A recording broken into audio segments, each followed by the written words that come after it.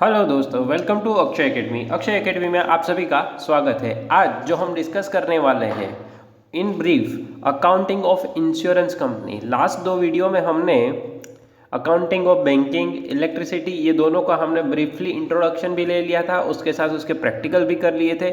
इतना more than enough है, आपको बेसिक मैंने पूरा डिटेल में डिस्कस कर दिया है। अगर आपने वो वीडियो नहीं देखा तो वो आप जाके देख सकते हो, आपको मेरे ही चैनल पे आपको वो नाम सर्च करके मिल जाएगा। ओके। और मैंने कंपनी अकाउंट्स एंड ऑडिट के ऑलमोस्ट टॉपिक के वीडियो मेरी चैनल पे मैंने डाल दिए हैं, जिसमें शेयर कैपिटल पूरा डाला है, कैश फ्लो, फिर इलेक्ट्रिसिटी, बैंकिंग, ये सारा। और आज मैं इंश्योरेंस भी आपको अपलोड करने वाला हूँ, तो आपको ये पूरा पैकेज प्रोवाइड हो जाएगा और बिल्कुल फ्री में। तो आप इसको जितना हो सके उतना शेयर कीजिए अपने दोस्तों के साथ। जिसको मॉड्यूल के इलस्ट्रेशन नहीं समझ आते या तो बेसिक कंसेप्ट ही नहीं पता चलते, तो आप वो मॉड्यूल में से अच्छे से समझ सकते हो, जो मैंने यहाँ पे मैंने ईजीली एक्सप्लेन किए हैं। और जिसको भी इंश्योरेंस कंपनी अकाउंटिंग ये टफ लगता है, उसके लिए तो ये सबसे बेस्ट वीडियो है, क्योंकि इसमें मैं आपको ब्रीफली इंट्रोड्यूस कर दूंगा कि क्या होता है इंश्योरेंस कंपनी और कैसे उसकी अकाउंटिंग होती है, और हमारी एग्जाम में क्या क्या मेनली पूछा जाता है। ओके, आइए स्टार्ट करते हैं। इंश्योरेंस कंपनी के अकाउंट्स कैसे होती है और कितने टाइप्स होते हैं और क्या क्या होती है। Now first of all, types of company. Insurance company दो तरह की होती है। एक होती है जो लाइफ इंश्योरेंस लेती है और एक होती है जनरल इंश्योरेंस लेती है। जनरल में आते हैं fire insurance, marine insurance and other.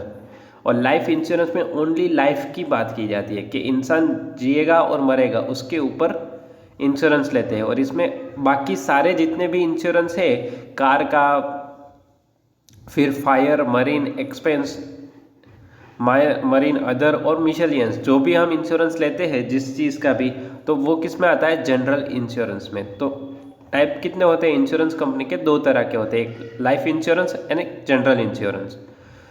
Life insurance में एक आता है valuation balance sheet. Valuation balance sheet क्या होता है, आइए पहले उसी को टॉपिक को देखते हैं, उसी का एक प्रैक्टिकल देखते हैं और फिर उसको आगे बढ़ जाते हैं। देखो, वैल्यूएशन बैलेंस शीट या यहाँ पे एक फॉर्मेट दिया है। Valuation balance sheet is like a same like balance sheet. Balance sheet जो होती है उसी की तरह का, लेकिन यहाँ पे टी शेप में दिया है, जहाँ पे डेबिट साइड क्या लिखा है? To net liability as per actuary valuation. जो भी लायबिलिटी होगी यहाँ पे लिखेंगे।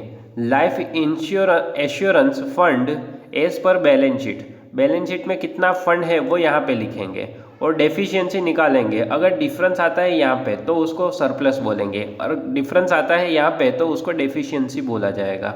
ओके, क्योंकि नेट लायबिलिटी के सामने हमारा फंड कम हुआ तो डेफिशिएंसी आ जाएगी, क्योंकि लायबिलिटी से कम हुआ है फंड, और फंड ज़्यादा होगा तो वो सरप्लस होगा।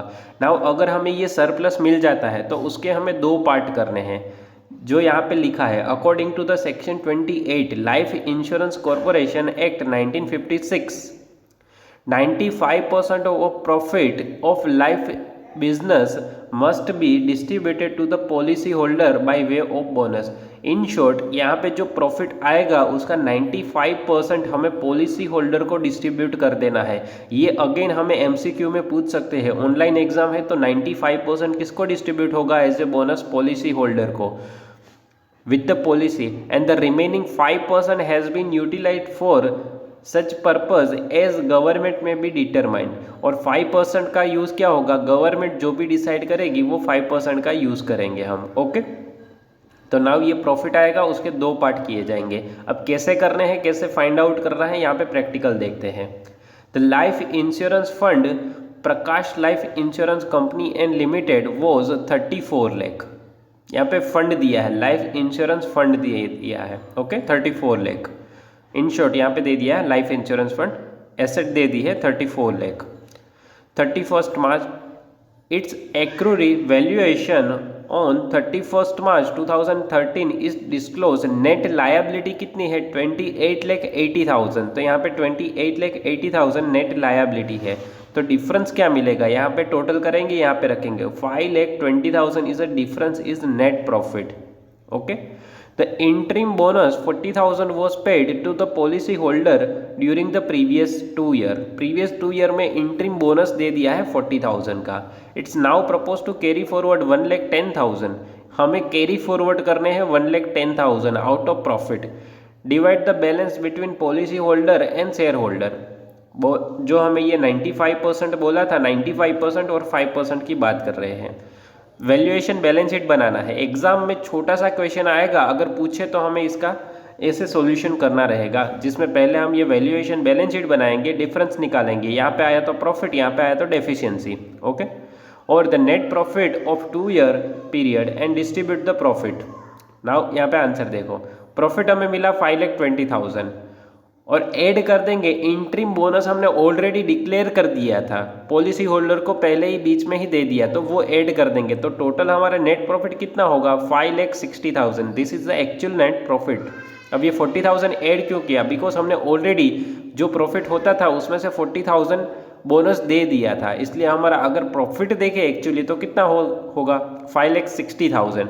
ना अब डिस्ट्रीब्यूशन करते हैं, तो पहले तो हमें एक बात बोली है कि 1,10,000 हमें कैरी फॉरवर्ड करना है, तो 560 में से हमने amount propose to be carry forward 1,10,000, balance is 4,50,000, less कर देंगे। अब यहाँ पे 95% किसको देना है, पॉलिसी होल्डर को, तो 95% कितना होगा 4,27,500 एंड इंटरिम बोनस पेड कितना कर दिया हमने पॉलिसी होल्डर को 40,000, तो वो माइनस कर देंगे। हमें कितना पे करना है 4,27,500 पॉलिसी होल्डर को, लेकिन उसको ऑलरेडी हमने 40,000 तो पे कर दिया है, तो अब कितना पे करना होगा ओनली 3,87,500 एंड शेयर होल्डर को कितना मिलेगा 5% अमाउंट, 450 की 5% अमाउंट 22,400। नाउ ये था छोटा सा आंसर। अगर एग्जाम में पूछा जाए तो आपको ऐसे सॉल्यूशन करना है, जो कि लाइफ इंश्योरेंस में एक ही पॉइंट है समझने जैसा। नाउ अब बात करते हैं जनरल इंश्योरेंस की। जनरल इंश्योरेंस में 3 तरह के इंश्योरेंस होते हैं, फायर का, मरीन इंश्योरेंस एंड एक्सीडेंटल, या तो मिसलेनियस या तो अदर।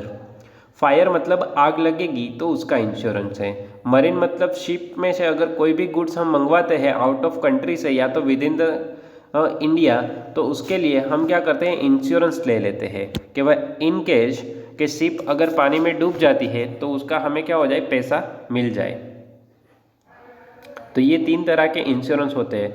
नाउ इसमें रिस्क कितना होता है और उसका रिजर्व भी कितना होता है, उसके परसेंटेज हमें ऑलरेडी गिवन है कि अगर फायर का जितना भी प्रीमियम रिसीव होगा कंपनी को, तो वो अपने प्रीमियम की 50% अमाउंट रिस्क रिजर्व करके रख देंगे साइड में। मरीन के लिए 100% प्रीमियम को हम क्या कर देंगे, रिस्क रिजर्व रखेंगे, और अदर के लिए भी 50% है। नाउ ये परसेंटेज क्या है और मैं किस चीज़ की बात कर रहा हूँ, ये आगे आपको मैं फॉर्मेट में दिखाने वाला हूँ, क्योंकि जनरल इंश्योरेंस में मेनली इंपॉर्टेंट होता है रेवेन्यू अकाउंट।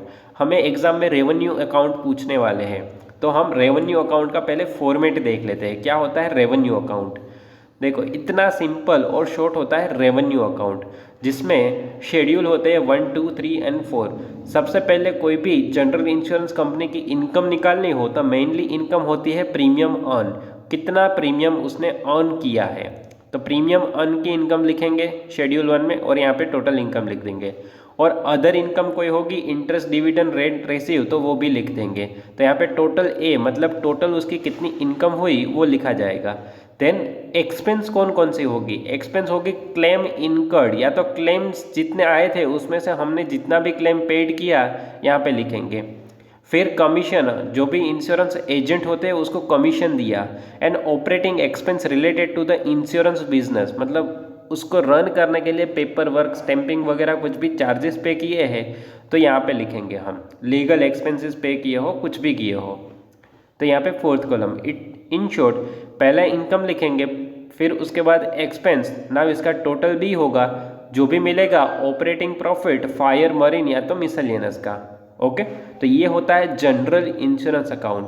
नाउ इसमें से भी इम्पोर्टेंट होता है प्रीमियम का अकाउंट, क्योंकि प्रीमियम में समझने जैसा है, तो मैं आपको डिटेल में पहले प्रीमियम की कैलकुलेशन समझाता हूँ कि प्रीमियम को कैसे कैलकुलेट करना है। ओके, प्रीमियम अर्न कैसे मिलेगा हमें।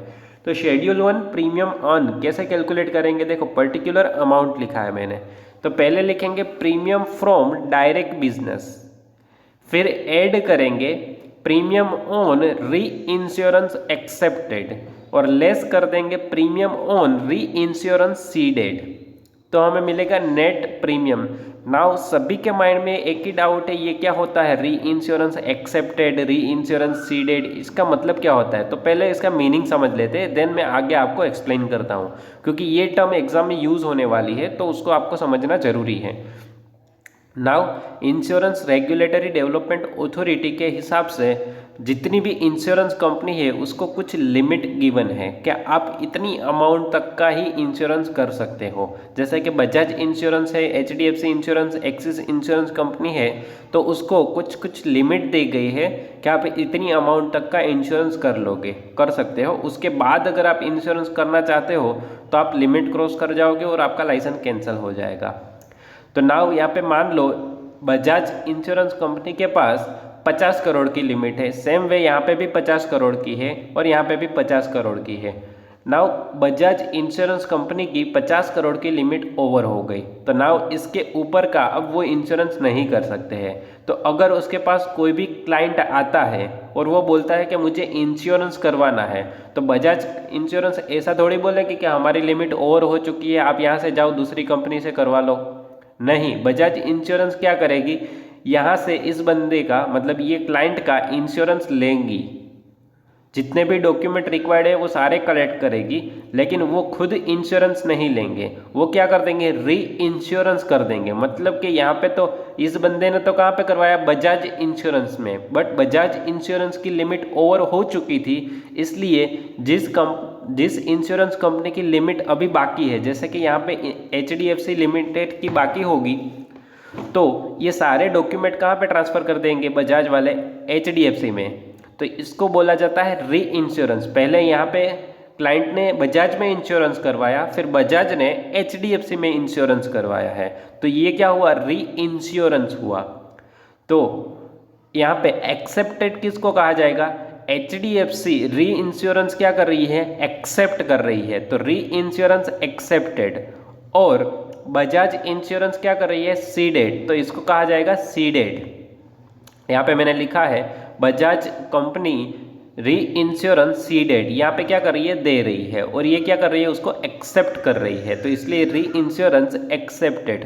तो ड्यूरिंग द ईयर जितने भी हमने, मान लो कोई हमारी इंश्योरेंस कंपनी है, हमने कितने री इंश्योरेंस एक्सेप्ट किए वो हम ऐड कर देंगे, और हमने कितने सीडेड किए मतलब दूसरों को कितने ट्रांसफर कर दिए वो माइनस कर देंगे, तो हमें जो भी इनकम मिलेगी वो नेट इनकम मिल जाएगी। बिकॉज जो क्लाइंट यहाँ पे प्रीमियम पे करेगा वो प्रीमियम यहाँ से लेके कहाँ चला जाएगा, एचडीएफसी में चला जाएगा, तो इसलिए वो प्रीमियम हमें क्या करना होगा, माइनस करना होगा, और जो प्रीमियम हम एक्सेप्टेड करते हैं उसको ऐड करेंगे।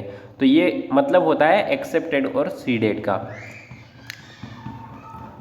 नाउ यहाँ पे ऐड करने के बाद हमें मिलेगा नेट प्रॉफिट। नेट प्रॉफिट जो भी आएगा फायर, मरीन या तो अदर्स का, तो उसके लिए रिस्क रिजर्व हमें कुछ रखना होगा। फायर होगा तो 50% रिजर्व रखेंगे, मरीन होगा तो 100% रिजर्व रख देंगे। इन शॉर्ट जो भी प्रीमियम की इनकम अगर 100 रुपीज़ की है और फायर की होगी तो उसके 50 रुपये हम साइड में रिजर्व क्रिएट करके रख देंगे, और मरीन होगा तो 100 के 100 रुपये हमें रिजर्व रख देना है। बिकॉज अनसर्टेनिटी, आगे जाके हमें कोई भी एक्सपेंस या तो कोई भी क्लेम किया और उसका पेमेंट करना हुआ तो ये रिजर्व में से हम पे करेंगे। इसलिए यहाँ पे रूल्स के मुताबिक हमें ये परसेंटेज याद रखने हैं। अगर एमसीक्यू में भी पूछे, फायर एंड अदर के लिए 50% ऑफ नेट प्रीमियम रिजर्व रखना है और मरीन के लिए 100%। नाउ ये करंट ईयर में हम कर रहे हैं, रिजर्व क्रिएट करेंगे, तो नाउ सेम वे हमने लास्ट ईयर भी कुछ रिजर्व क्रिएट किया होगा और उसमें से कुछ यूटिलाइज हो गया होगा और कुछ हमारा बैलेंस पड़ा होगा। तो हमें मान लो यहाँ पे 50 रुपये का रिजर्व रखना है इस साल के लिए, और ऑलरेडी हमारे पास बैलेंस पड़ा था लास्ट ईयर का 10 रुपये, तो हम क्या करेंगे, इस साल 50 रुपये का रखना है रिजर्व, तो 50 में से ऑलरेडी 10 रुपये तो पड़ा है तो उतना माइनस कर देंगे, तो इस साल कितना क्रिएट करेंगे, 40 रुपीज़ का रिजर्व। ओके, तो यहाँ पे टोटल 40 रुपीज़ माइनस करने के बाद हमारी नेट इनकम मिल जाएगी। नाउ ये आपको फॉर्मेट तो समझ आ गया, लेकिन क्वेश्चन कैसे आएगा एग्जाम में वो तो एक्सप्लेन कीजिए सर। चलो आपको एक्सप्लेन कर देता हूँ एक क्वेश्चन के साथ। देखिए इलस्ट्रेशन नंबर 24, खुश रहो इंश्योरेंस कंपनी, नाम भी बढ़िया है, खुश रहो सभी बच्चे। Insurance Company Limited furnish you to the following information. On 31st March 2013, it has reserved for unexpired risk to the tune of 100 crore. It comprise with, अब उसके पास अनएक्सपायर्ड रिस्क रिजर्व पड़ा है, ओपनिंग बैलेंस बोला है उसने 37.5 crore in respect of machine लिखा है, वहाँ पे मरीन कर देना, मरीन इंश्योरेंस का है, मरीन इंश्योरेंस बिजनेस का है। 50 crore in respect of fire insurance के लिए है और 12.5 करोड़ इन रिस्पेक्ट ऑफ मिसलियनस। तो ये ऑलरेडी ओपनिंग का बैलेंस दिया है हमें कि इतना रिजर्व पड़ा था। नाउ इस साल हम और क्रिएट करेंगे। Okay, it is practice the खुश रहो इंश्योरेंस कंपनी इज क्रिएटेड, वो ना बोले तो भी हमें पता है कि रिजर्व क्रिएट करना है 100% of net premium in respect of marine, marine के लिए 100% और बाकी दोनों के लिए 50%, लाइफ एंड अदर के लिए। और यहाँ पे हमें दिया है प्रीमियम कलेक्टेड दिया है इंश्योरेंस का, मतलब डायरेक्ट बिजनेस का है 45, 107.5 एंड 30, मरीन, फायर एंड मिसलियनस का। Other insurance company in respect of risk undertaken, मतलब कि एक्सेप्टेड दिया है, हमने एक्सेप्ट किया है। और premium paid payable to the other insurance company on business ceded, कितना हमने सीडेड किया तो यहाँ पे दे दिया। तो हम क्या करेंगे, इसको 45 प्लस एक्सेप्टेड माइनस कर देंगे सीडेड, तो हमें मिल जाएगा नेट प्रीमियम। इतनी सिंपल कैलकुलेशन है, पहले समझ लेते हैं। देखिए हमें इसमें फाइंड आउट क्या करना है वो तो पहले समझ लेते हैं। देखो यहाँ पे पास जर्नल एंट्री बोला है related to unexpired risk reserve. Unexpired risk reserve की हमें जर्नल एंट्री पास करनी है और show in column for unexpired risk reserve account for the year, और उसका अकाउंट जो भी मैंने अभी बोला था वो हमें ड्रॉ करना है। पहले प्रीमियम ऑन डायरेक्ट बिजनेस जो कि डायरेक्टली गिवन है, री इंश्योरेंस एक्सेप्टेड और री इंश्योरेंस सीडेड हम माइनस कर देंगे तो हमें नेट प्रीमियम मिलेगा 45.75, 109.25 एंड 22.5। नाउ अब रिस्क क्रिएट करना है, कितना प्रोविजन करना है अनएक्सपायर्ड रिस्क रिजर्व की। इन केस ऑफ मरीन 100% रखना है रिजर्व, फायर के केस में 50% रखेंगे तो 22.5 का भी 50%, 11.25 रखेंगे।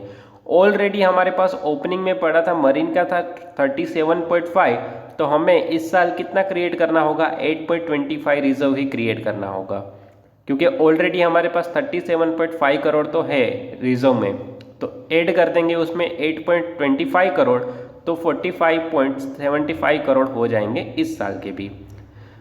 सेम वे फायर का भी बैलेंस पड़ा था 50 का, तो इस साल हमें और क्रिएट करना होगा आउट ऑफ नेट प्रीमियम में से 4.6625, और अदर में क्या होगा 11.25 में से अगर माइनस करेंगे 12.5 तो वो एक्सेस अमाउंट आएगी। इट मीन्स जितना रिजर्व क्रिएट करना है उससे ज़्यादा हमारे पास रिजर्व पड़ा है, तो हम क्या करेंगे उस अमाउंट में से 1.25 ट्रांसफ़र कर देंगे यहाँ पे। इट मीन्स ऐड हो जाएगा 22.5 में 1.25 ऐड कर देंगे तो नेट प्रीमियम की इनकम कितनी होगी 37.5 in case of marine, 104.62 in case of fire and other के लिए 23.75। तो ये छोटी सी और सबसे इजी वाली कैलकुलेशन थी। ओके, और अब जर्नल एंट्री पास करनी है। जर्नल एंट्री क्या पास करेंगे, जैसे ही रिजर्व हम क्रिएट करते हैं तो रिजर्व का बैलेंस क्या होता है, क्रेडिट होता है। तो पहले मरीन की बात करें तो हमें कितना रिजर्व क्रिएट करना है मरीन के केस में, मरीन के केस में करना है 8.25, यहाँ पे फायर में 4.625 एंड 1.25 क्रिएट नहीं करना है, ट्रांसफ़र करना है लास्ट के केस में, तो वहाँ पे एंट्री उल्टी होगी।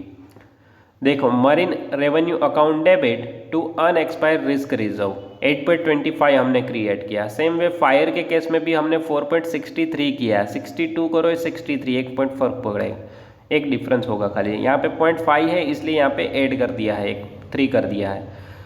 Fire revenue to unexpired risk revenue, now यहाँ पे क्या हो रहा है अनएक्सपायर्ड रिस्क में से ट्रांसफ़र करना है हमें मिसलियनस में, तो unexpired risk reserve account debit to miscellaneous 1.25।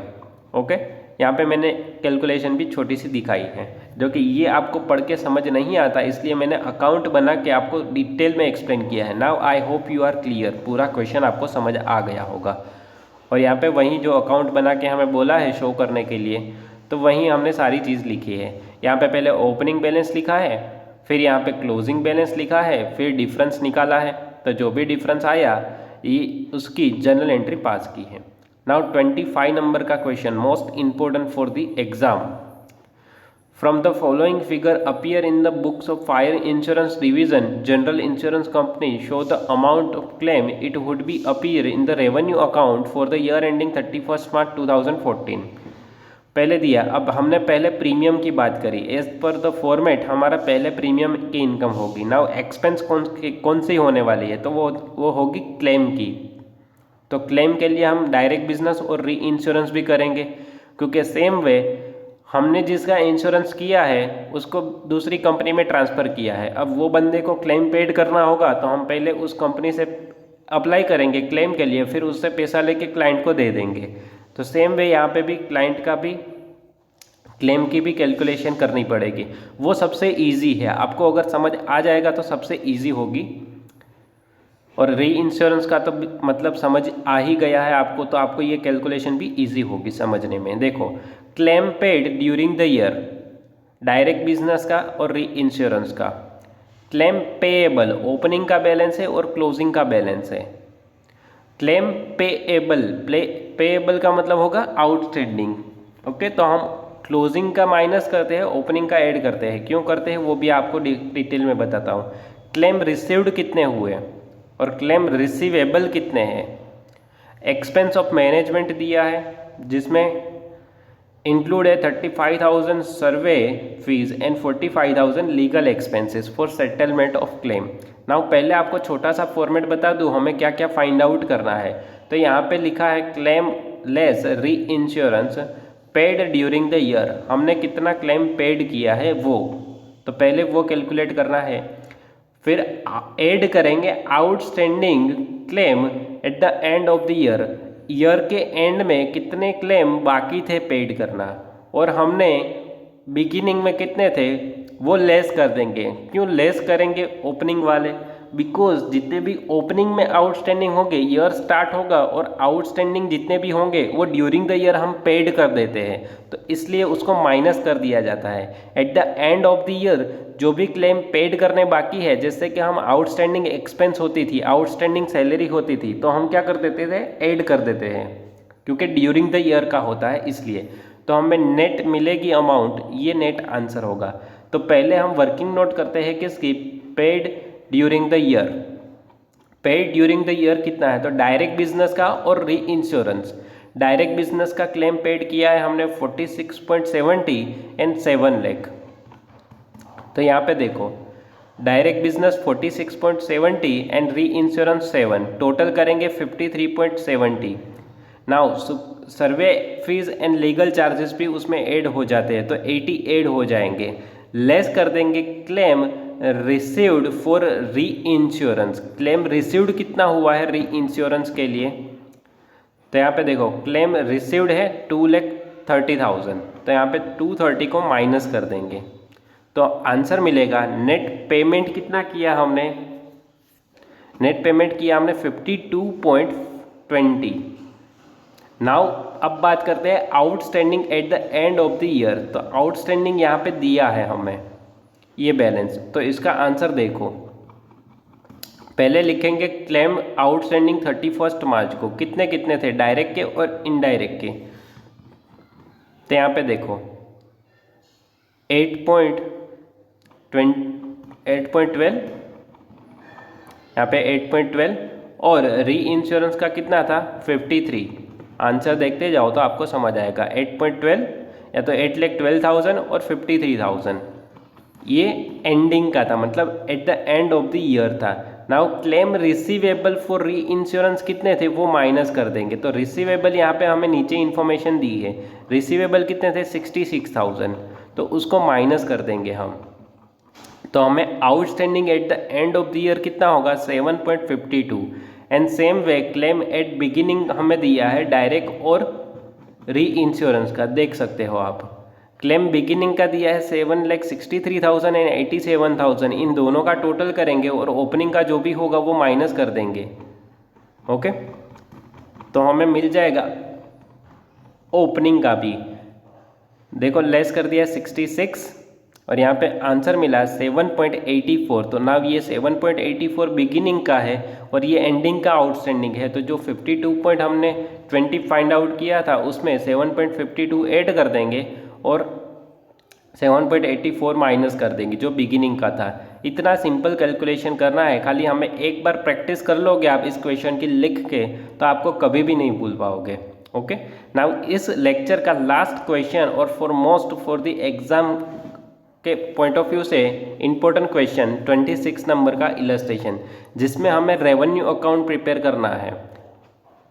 यहाँ पे लिखा है prepare fire insurance revenue account as per the IRDA regulation for the year ending 31 March 2014।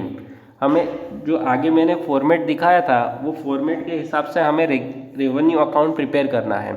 तो इसके लिए इन्फॉर्मेशन दी है। रेवेन्यू अकाउंट में प्रीमियम का भी अर्न की इनकम डिटेल होगी, मतलब इनकम फिर एक्सपेंस सारी, और हम डिफरेंस निकालेंगे operating profit. Claim paid, legal expenses, premium receive, reinsurance paid, commission, expense of management, provision against unexpired risk reserve, मतलब ओपनिंग का बैलेंस दिया है 550, क्लेम अनपेड ओपनिंग का, क्लेम अनपेड एंडिंग का, मतलब एंडिंग का ऐड होगा ओपनिंग का माइनस कर देंगे क्लेम्स में। नाउ एज पर दी शेड्यूल, मतलब एज पर दी रेवेन्यू अकाउंट सबसे पहले कैलकुलेशन होती है प्रीमियम की। तो प्रीमियम की कैलकुलेशन करते हैं। यहाँ पे देखो क्वेश्चन में प्रीमियम रिसीव कितना हुआ है 13 लाख और री इंश्योरेंस प्रीमियम पेड है 1 लाख और अनएक्सपायर्ड रिस्क रिजर्व दिया है यहाँ पे 5,50,000। तो पहला शेड्यूल हमारा बनेगा प्रीमियम के लिए। तो प्रीमियम की कैलकुलेशन के लिए प्रीमियम 13 लाख लेस कर देंगे, री इंश्योरेंस कितना कर दिया सीडेड 1 लाख का। तो ड्यूरिंग द ईयर की नेट प्रीमियम की इनकम होगी 12 लाख। नाउ इसमें से 12 लाख में से हमें क्या करना है 50% फायर का, इसलिए 50% रिजर्व क्रिएट करना है। तो 50% कितना होगा 6 लाख। तो 6 लाख में से अब ऑलरेडी हमारे पास अनएक्सपायर्ड रिस्क रिजर्व कितना था 5,50,000 था। तो 6 लाख माइनस 5,50,000 कर देंगे तो हमें मिलेगा 50,000। तो इस साल हमें क्रिएट करना होगा आउट ऑफ प्रीमियम में से 50,000 ओनली। तो 11,50,000 इज अ प्रीमियम इनकम। तो अब यहाँ पे लिख दिया 11,50,000। नाउ सेकंड है क्लेम। तो क्लेम पेड हुआ है 490 और उसमें outstanding at the end of the year है 80, तो वो ऐड कर देंगे और 50 को माइनस कर देंगे। तो आप ये क्लेम का भी अकाउंट देख सकते हो शेड्यूल। क्लेम पेड किया है 490 प्लस 10,000 5 लाख और outstanding at the end of the year plus हो जाएगा ओपनिंग का जो ड्यूरिंग द ईयर पेड हो गया उसको माइनस कर देंगे 5,30,000 इज अ क्लेम पेड। तो यहाँ पे लिख दिया क्लेम पेड। नाउ उसके बाद commission. Now legal expenses related to the claim होगी तो वो ऐड हो जाएगी 10,000, तो यहाँ पे ऐड कर दिया है। फिर कमीशन जितना होगा वो लिखेंगे। फिर ऑपरेटिंग एक्सपेंसेस जो भी हमें दी है, जैसे कि मैनेजमेंट से रिलेटेड एक्सपेंस दी है, तो यहाँ पे लिख दिया 3 लाख एंड 2 लाख। नीचे आपको शेड्यूल बना के गिवन है कि कौन कौन सी एक्सपेंस लिखी है। ना यहाँ पे टोटल ए था और टोटल बी कर दिया। तो नेट ऑपरेटिंग प्रॉफिट कितना हुआ 1,20,000। तो ये था पूरा इंश्योरेंस कंपनी से रिलेटेड। यहाँ पे आपको इंश्योरेंस कंपनी क्या होता है ख़त्म, आपको पूरा मैंने रिवाइज करवा दिया है। और मैं ऐसा समझ रहा हूँ कि मेरे हिसाब से यहाँ पे देखो इलेक्ट्रिसिटी का भी फाइनल अकाउंट का फॉर्मेट वगैरह सब कुछ दिया है, बैंकिंग का भी दिया है और इंश्योरेंस कंपनी का भी बैलेंस शीट का फॉर्मेट वगैरह दिया है। तो as per my view final account इस तीनों में से नहीं पूछा जाएगा। बैलेंस शीट और पीएनएल अकाउंट जो भी पूछा जाएगा उसके लिए सेपरेटली हमारी मॉड्यूल में क्वेश्चन है फाइनेंशियल स्टेटमेंट ऑफ कंपनी। तो हमारी एग्जाम में आने के चांसेस उसके ज़्यादा है क्योंकि सेपरेट वो यूनिट करके दिया है। तो इसमें से जो मैंने क्वेश्चन आपके साथ डिटेल में डिस्कस किए हैं वो क्वेश्चन हमारी एग्जाम में पूछ सकते हैं।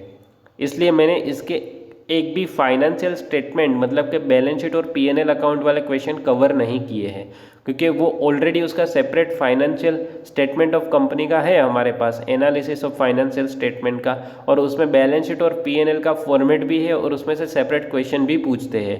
तो यहाँ से वो क्वेश्चन आने के चांसेस वेरी लेस है, वो कम है, इसलिए वो मैंने डिस्कस नहीं किया है। जो भी छोटे छोटे क्वेश्चन मुझे लगे कि ये एग्ज़ाम में आ सकते हैं तो वो मैंने आपके साथ डिटेल में डिस्कस की है। अगर आपको कोई भी डाउट होता हो इस क्वेश्चन से रिलेटेड या तो किसी भी वीडियो से रिलेटेड, तो आप मेरा ग्रुप ज्वाइन कर सकते हो जिसका नाम है अक्षय एकेडमी। व्हाट्सएप ग्रुप है जिसका लिंक आपको डिस्क्रिप्शन बॉक्स में मिल जाएगा। उसमें आप कोई भी सब्जेक्ट से रिलेटेड क्वेश्चन होंगे तो वो आप उसमें पूछ सकते हो और उसका आंसर मैं आपको पर्सनली दे दूंगा, या तो आप ग्रुप में का कोई भी मेंबर होगा वो सोल्व करके दे देगा। तो अगर आप ग्रुप स्टडी करना चाहते हो और अपने डाउट्स जो भी है वो सोल्व करना चाहते हो तो ग्रुप ज्वाइन कर सकते हैं। ओके, और thank you for watching my video and share कीजिए अपने दोस्तों के साथ जिसको मॉड्यूल के इलस्ट्रेशन नहीं समझ आते हैं या तो टिपिकल लगते हैं, क्योंकि मॉड्यूल में काफ़ी इजी दिया है अगर आप डिटेल में एक्सप्लेनेशन समझो तो। ओके, मिलते हैं नेक्स्ट वीडियो में जो कि मैं फाइनेंशियल स्टेटमेंट का डिस्कस करने का सोच रहा हूँ। एज मच एज पॉसिबल अगर टाइम मिला तो मैं फाइनेंशियल स्टेटमेंट भी आपके साथ डिस्कस करूँगा। Okay, thank you for watching my video.